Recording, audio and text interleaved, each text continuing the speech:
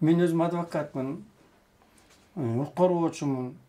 Анан ошондой бир иштерим менен, өзүмдүн ишим менен кетип баратып, как раз эми убакыт болуп калды. Бешим намаз.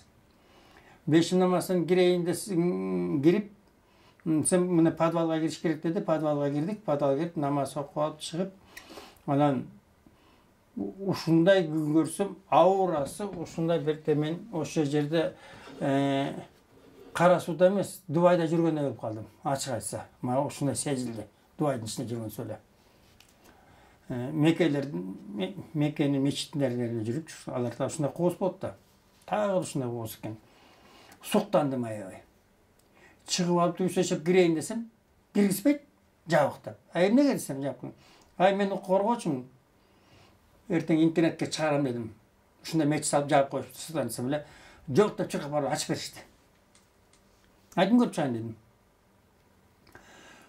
Анан ошондо өзүм ушунча толкунданып турмун. Эмне деп сүйлөгөнүмдү өзүм билбей калыптырмын. Ачык айтайын. Ошондо жерде ойлодум, айттым, райым миллион эт, райым миллион деп, райым миллиард деп айтсам мүмкүн дедим. Ушундай кишилерди алып келсе, коюп бийлик алып келсе болмок экен дедим. Бүт Кыргызстанды Дубай кылып салмак экен дедим. Райымды бекер эле камаптыр дедим түрмөгө. Анан ошондо тегеренип кыдырып туруп, туалетине бардым, эмелерин көрдүм. Ушунча жасалгаптыр да, ушунча жасалыптыр. Канча бизде миллионерлер, миллиардерлер бар бизде. Бабанов сыяктуу бир да эчке жасаган жок. Алар бүт аркы дүйнөгө акчаны көтөрүп кете турган эле, жеп атышат акчаны. Мен ошого абдан суктандым. Болгон оюмду, эмемдин баардыгын толкунда айтып кеттирмин. Анан ошондо эле кайрылдым бийликке. Ушуну Ошто эле берип койгучу. Губернатор кылып коюп. Айткыла 2 жылдан кийин оңдосоң 3-жыл камап коебуз деп. Бул 2 жылга жеткизбей эле 1 жылда салып коймок экен. Гүлдөп салмак экен. Ош эмес. Ош облус тиги эмесин берди, гүлдөп салмак экен, тиги Баткен, Жалал-Абадтан бери 3 облустан гүлдөп чыкмак экен. Ушундай кишилерди Садыр Жапар жанына алып алыш керек болчу. Анан менге ой келди. Башында мен сүйүнүп аткам. Ой, Садыр Жапар туура айтты, камап салды, тигини камады, муну камады, кустуруп атат деп. Мен укук коргоочу адвокат катарында. Анан иликтесем, кустуризация деген бизде закон жок да. Мыйзам жок кустуризация деген. Ким ойлоп тапты, ушунга чейин түшүнө албайм. Камап туруп кустурган болобу? Эртең бийлик алмашса, эртең кайта кустурган кишилер кайта өкмөттү кустуртуп беришет. Мыйзам салынган акча. Мен биле алган жокмун. Райымдын банктын урдаганымбы? Же бюджетте мамлекет турдап кеттиби? Же финансовый пирамида куруп алып элдин баарын алдап салып салдыбы? Бизде жок да, акчаны кайдан алдың деген мыйзам жок. Каяктан салдың деген мыйзам жок. Эч ким сураган жок да, мынтип айткан жок. Балким мынакей Матраимовго чет мамлекеттен достор жардам бердир, гендир. Садага жарыя кылышып. Мен ушундай мечет куруп салып, ушуну сал дедим.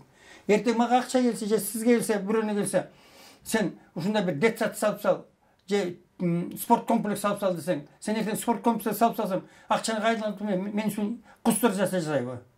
Же камайбы мени? Булардын мыйзамы менен туруп тура камап коюшу мүмкүн. Акчаны кайдан ал деп. Мага берип аткан киши айтпайт, мен жөнүндө айтпа дейт, ким берип атат дейт. Сен мен бергенди кур дейт.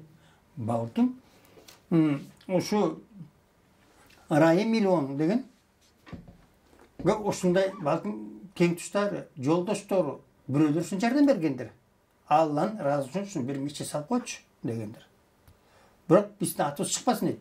Мусулманчылык ушундай да, бирөө акча берсе айтат, бир колуң билсе экинчи колуң билбесиң, бир көзүң көрсө экинчи көзүң көрбөсүң деген ошентип айтып аткандар. Анан ошондой эле кустуризацияны Жумалиевке жасады 1 миллиард. Ой, болуптур дедим, мен ошондо айткам, ошону толкундан Эгер ушундай эле кустур жасай турган болсоңуз, Бабановдон кыла турган болсоң, баардыгын керексиз суроо чыгарып алып айтпайт белиңер. Биздин мамлекетке ушундай жардам бергиле. Силер миллионерсиңер, билбейм каяктан аласыңар, эмне кыласыңар, баланча миллиард алып келип койгула, ушундай биз мамлекетти чыгар десе, өз ыктыяры менен бермек. Аны айтпай. Ооба түрмөгө жатып алган, мен баланча миллиард төлөйм, аны түгүнчө берем деп жазып берди. Эртең сот бийлик алмашкандан сот карат. Мен түрмөдө жатып алган. Нариман кандай болот да? Нариман Төлеевтикиндей болбой билбейм. Бирок андан жаман болот. Мен абдан ыраазымын. Матраимовго Алла өмүр берсин. Ушунча чоң иш жасаптыр да эл үчүн. Андан бөлөк киши болсун катып койбойт беле, чыгарбай. Бекем Жумалиевке окшоп, Бабановго окшоп, анткен жок да. Ачык гана ушундай мекеме, ушундай мечиттерди салып койгон эмне үчүн мечиттер салып атат?